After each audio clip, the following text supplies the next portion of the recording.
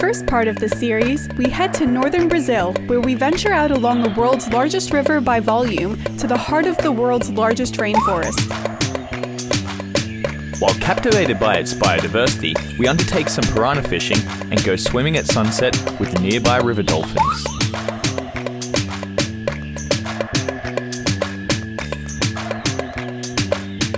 The river and forest comes alive at night, which gives way to stillness as we witness a breathtaking sunrise.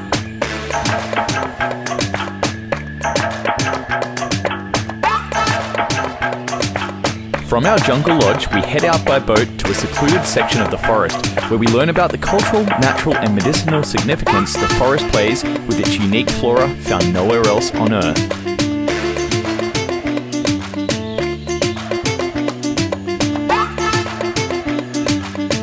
Join us in part 1 as we explore the Brazilian Amazon.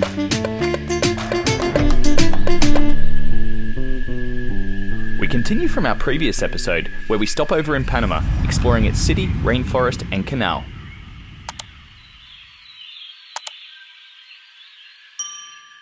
So we are in Manaus at the airport here at the northern end of Brazil in the Amazonian area. If you're wondering why I look so tired, it's because we've been here since 3 o'clock this morning and it is almost 6:30, so we've just been waiting to be picked up. We're going out to an eco lodge in the Amazon jungle, so we're going to spend the next 4 days out exploring the Amazon. It's going to be exciting. Just need some sleep.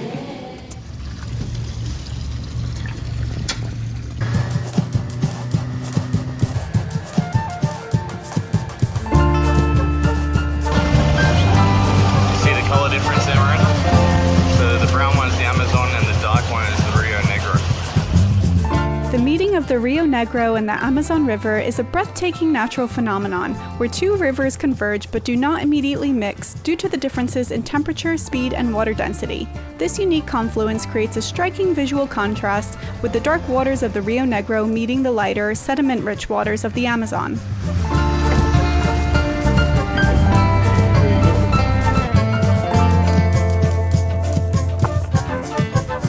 The Amazon River is the largest river in the world by discharge volume, carrying more water than the next 7 largest rivers combined. Its vast basin is home to an incredible array of plant and animal species, making it one of the most biodiverse regions on Earth.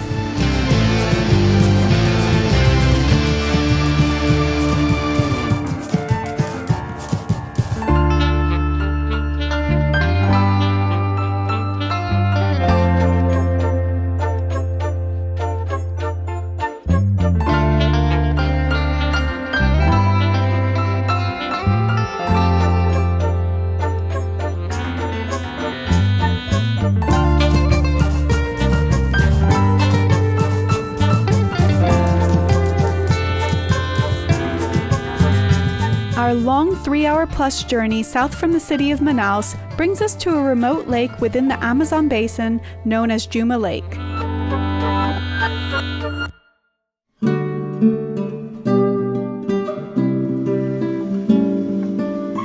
Alright, this is the room. What do you think?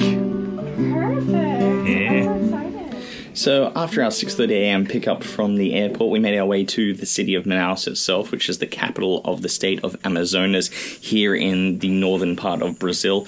We met up with our group at about 8:30 and headed out onto the Amazon River, and we then got onto a bus or a small vehicle that took us across to the next boat, and we had to actually cross 2 sections of the river where bridges had collapsed because of the flooding in the area. We actually got onto some barges and crossed over from there. It is really, really hot on those buses, I must let you know, because we were sitting in the back, there's no air conditioning, and the humidity here must be somewhere around 100%. Then got onto another boat, and we made our way through the Amazon jungle, thick jungle, flooded forest, really, really beautiful until we got here, which is Juma Lake. So we're sitting pretty much right in the heart of the Amazon right now at Juma Lake. Marina's going to let you know what we're doing for today because we've got a pretty exciting adventure. We are pretty tired, but we're excited. We're here in the Amazon. So right now we're about to head to lunch, and afterwards we have about 3 hours to kill, so we'll probably come back, have a nap, because We really need it. We're so tired. We got like less than 3 hours of sleep last night. And then at 3 p.m. we will be going on a boat trip to spot some pink river dolphins and monkeys, and then have some dinner. And after dinner, we'll go out for sunset and spot some caimans.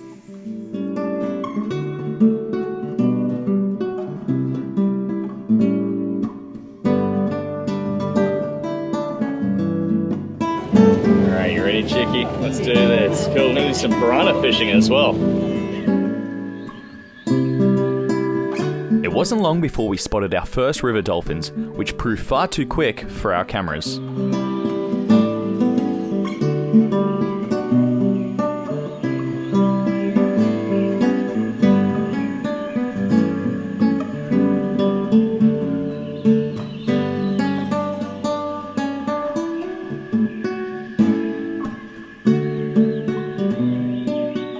Juma Lake, while not as expansive as some of the larger lakes in the Amazon, still boasts a considerable size, offering ample opportunities for exploration and relaxation. Its sprawling waters provide a habitat for diverse flora and fauna, contributing to the richness of the surrounding ecosystem.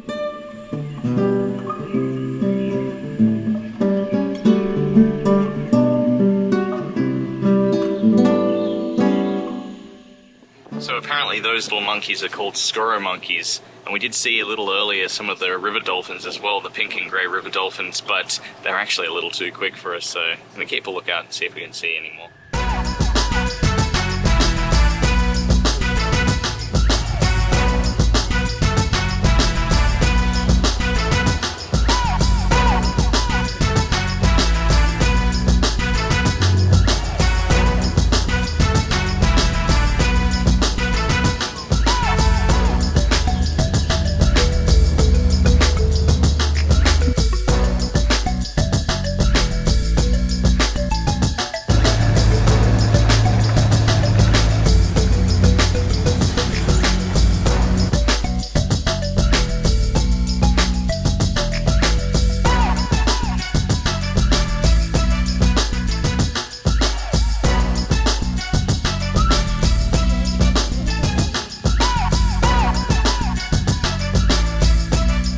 Common sight in the Amazon basin, we spot some brown capuchin monkeys curiously observing us from the trees as we observe them.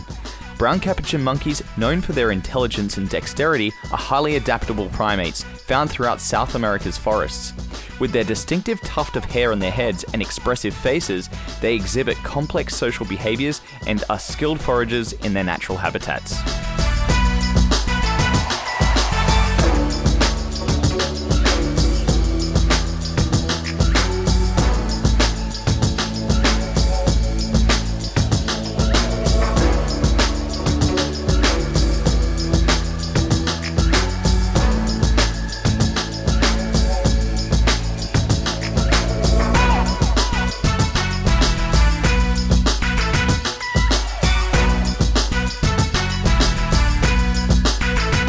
We stop in a quiet and shallow forested area, the perfect place to find the infamous piranha. Doing a little bit of piranha fishing right now. Got some chicken here on the hook. Gonna create a little commotion in the water. And throw it in. And then just gonna pull it straight up as soon as I feel the bite like that. Just feel it. They hit straight away. Oh, it's gone. Got it? Yeah, that's awesome. All right. Cool. Here, bring it up to the camera. Well, I don't want him dropping off, but Yeah. he's hooked in there pretty well. All right, this is Miranda's attempt. A lot of chaos, Miranda. Look over, Miranda.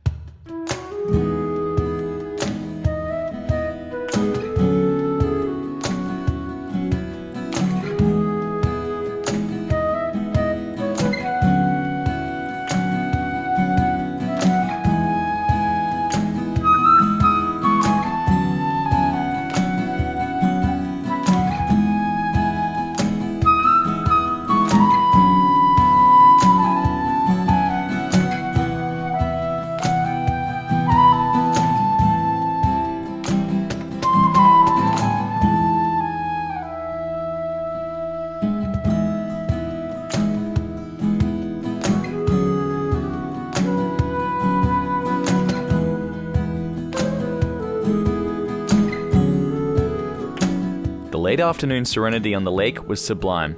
Watching birds soaring overhead and numerous river dolphins splashing about seemed like the perfect place to stop and join them for a sunset swim.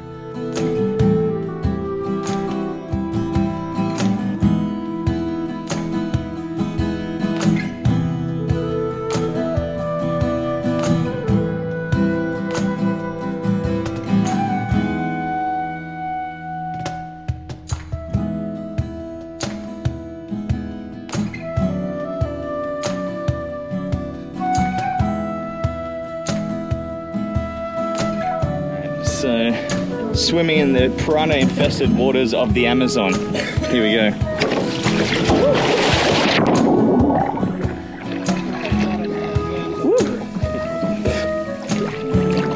Nothing makes you feel more safe than your guide fishing for piranhas right next to you. Piranhas have an aggressive image as flesh eaters. While piranhas do occasionally attack humans, this is usually only when the water levels are low, and there's never been an official recorded death due to a piranha attack. With the absolute serenity and a sure way to relieve the tropical humidity, these odds seemed well worth the risk.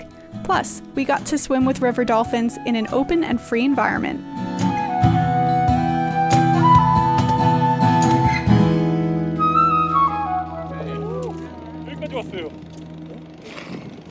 Oh, they're coming!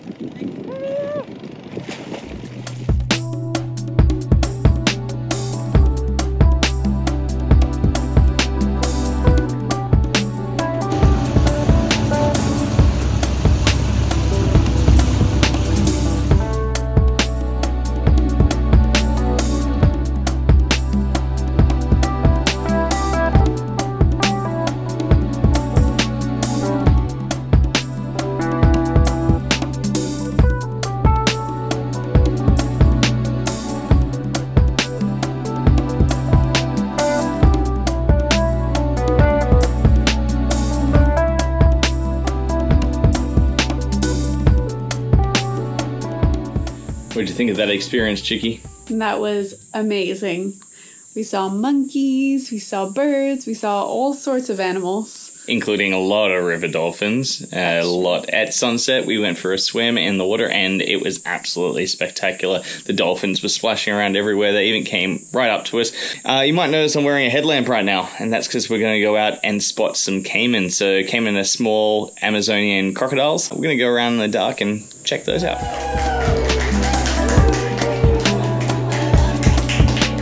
After celebrating our guide's birthday, he took us onto the lake to teach us about the local crocodilians of the Amazon, temporarily capturing a juvenile nearby. Guys, here we don't have a crocodile or alligator. We have this species here we call jacaré or caiman. Okay, this species here can get a maximum 3 meters long. We call spectral caiman. Spectral because the eyes to the side and the head long. We have 3 species here: spectral caiman, black caiman, and the stone caiman. The black caiman, they get like a crocodile, like big, like 6 meters long. And the stone caiman, 1.5 meters. Wow. So crocodile from Africa and Australia, right? Yeah, so and the alligator from Florida, and the caimans from here, from Brazil. So the difference of crocodile and caimans, because crocodile have a tongue and the caiman no tongue. Okay. So this animal here, it's original from the land, not from the water, but the adaptation to survive. The eyes, they have a membrane for protecting the body of the water, like contact lens. See? Close. Do you see? Here have 5 fingers, 3 have nails, and 2 no, and here 4. The caiman, they use the tail for swimming, like quick. This animal, no tongue, can eat everything, but they like to eat the dead animals because they feel the smell of the dead animals and they eat it. So like scavengers. Yeah. Female or male, we don't know because the caimans like it's inside. If we have a stick, we put in. If stop it through this way here, it's female. If stop here, male. But we can't do, okay? To see if female, male. The nocturnal wildlife was thriving back at the lodge, with artificial lights attracting insects, which in turn attract the bats.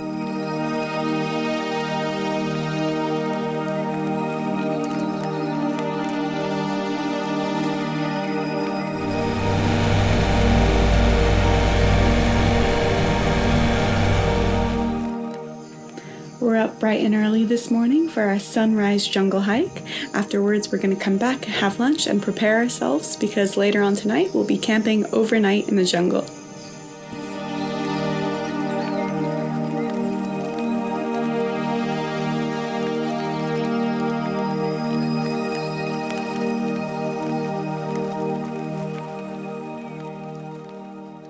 The silence at sunrise was juxtaposed with the liveliness of early rising wetland birds fishing on the lake, a meditative and peaceful sight to witness.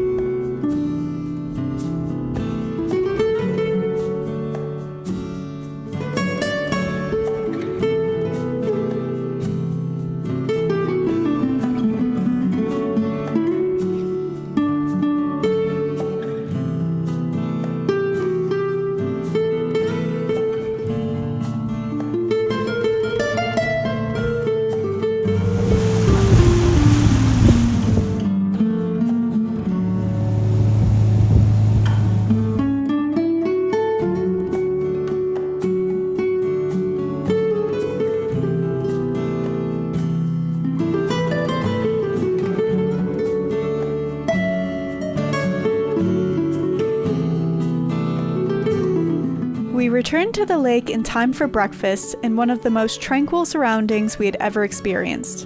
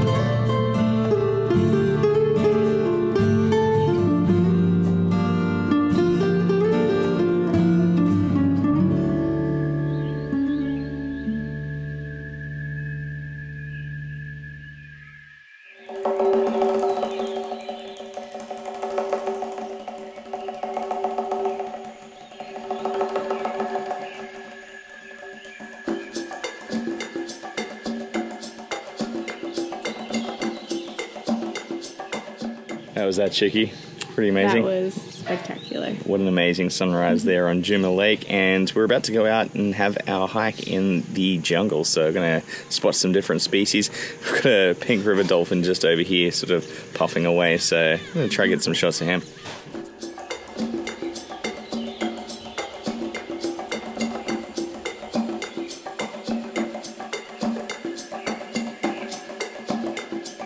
After breakfast, we were greeted by a regular local, an Amazon parrot, who likes to visit and welcome guests to the Juma Lake Inn.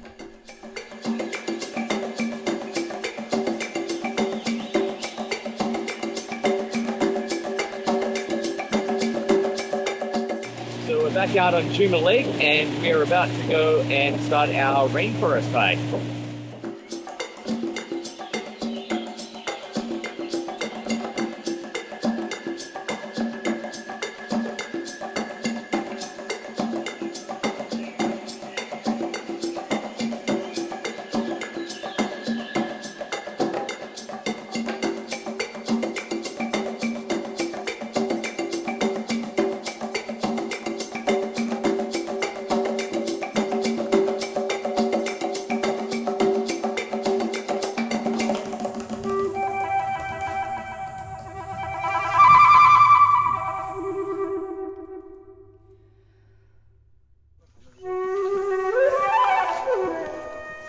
nuts that fall inside of coconut, we call oris. The season they start December to February, 3 months. When the nuts fall, we don't stop here, because if you fall your head, you finish. You die. So this Brazil nut tree is 400 to 600 years old, and our guide was just saying if you're here between December and February, you can't actually stand beneath this tree in case the nuts actually fall, because they can kill people. But the indigenous used to use these trees for building houses and canoes. These days, the Brazil nut trees are protected.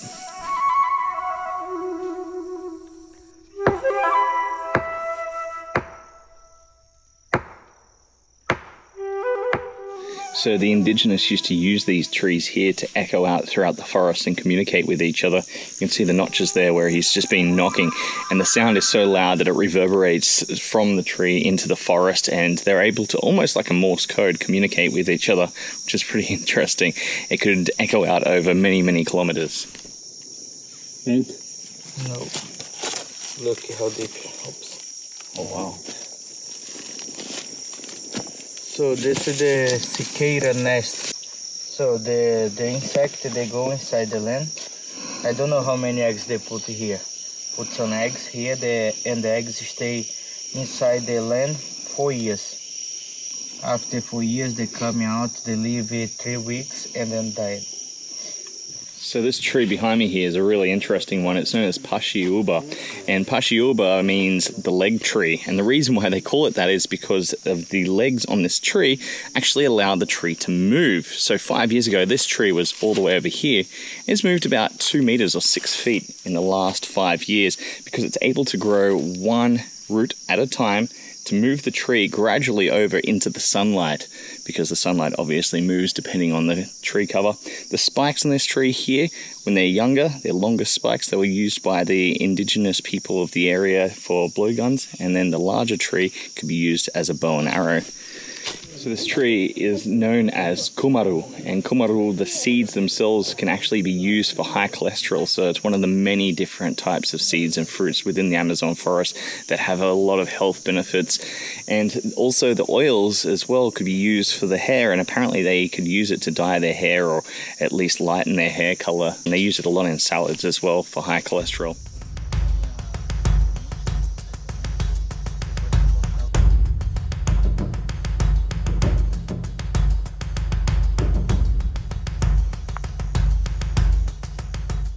So this tree here is called the rosewood tree, and the smell of it is absolutely amazing. In fact, it's the fragrance that Chanel No. 5 actually comes from. And what they used to do is they used to cut down these trees and they would harvest them and take them to Manaus, where they would press them down and basically sell the oil off to Chanel. Well, they would need about 10 trees, or about 1,000 kilograms worth of these trees, to create 1 liter of that perfume. And obviously it was causing a lot of destruction to the forest, getting in and trying to get these trees. So they've actually made it illegal now, and they can either press the oils from the leaves, or what a lot of the perfume companies are doing these days is just synthesizing that oil and that smell. But that's the tree that it comes from.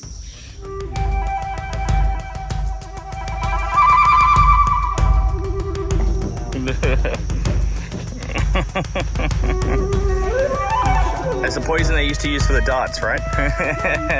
So the guide just gave us this little piece of bark to try, and we immediately all spat it out. He told us it was the poison of the darts, but it wasn't really. It's called Carapanaúba, and it's used for the treatment, or the prevention, I should say, of malaria and yellow fever, so mosquito-borne diseases. So this is a Brazil nut, and this one here produces about 25 individual nuts here. The locals will collect those and then sell them down at the markets or in Manaus. But the tree behind me here is about 1,000 years old. And the larger trees produce less of those large nuts, so only about 10. And like the guide was saying before, you can't stand under these trees between December and February, because if one of those lands on your head, no chance.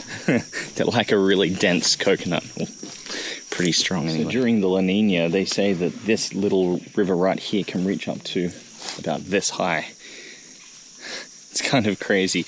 And also their wetter season is just finished, so they didn't have a very strong one this year, which is kind of a good thing, considering when they get those really, really strong La Nina years, that can cause chaos and damage to all the area around here, and including the farmers. There's a lot of farmers in the area, and it pretty much destroys their livestock. So it's getting more and more intense, he's saying, in recent years. So this palm right here can be used to source fresh, clean drinking water. It has a filtration system on the inside, so if you cut this, you can just drink the water straight out, which is pretty awesome considering, a lot of this stagnant water around here can get quite contaminated. But the fronds here of the leaves of the trees are used to build waterproof shelters.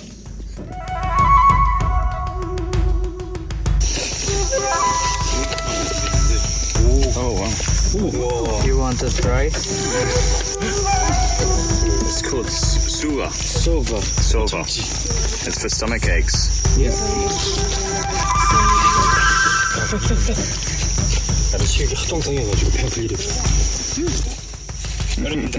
Interesting. What do you think? It's fine. It tastes floral. How's your stomach? Better now.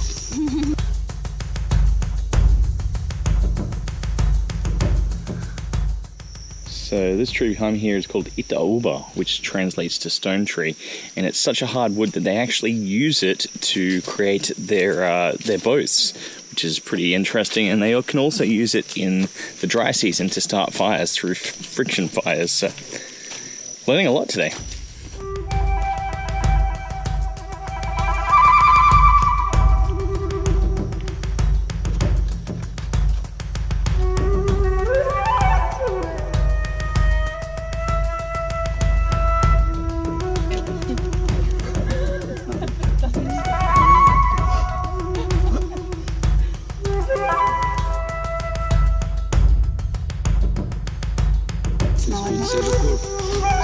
How's it smell? It smells really good. It's like incense? Yeah, like incense.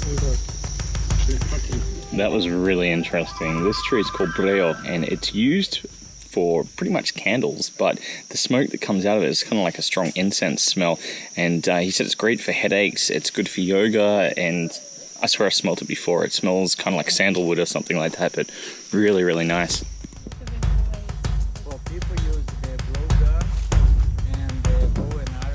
This is a natural mosquito repellent. Oh, it's such a weird feeling.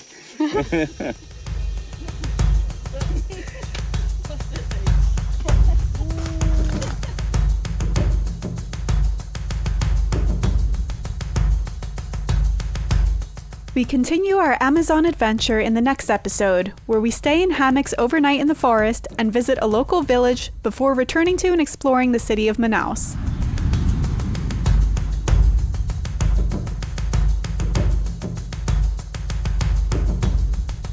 Thank you for watching this video. If you enjoyed our content, please like and subscribe. And we'd love if you could leave us a comment, letting us know what you've enjoyed or what you'd like to see more of. And help us grow our channel. Become part of the Global Travel Stories family by sharing with friends, family, or anyone you think would enjoy our content. Thanks, guys. It's called Kara para Umba. Kara para Umba.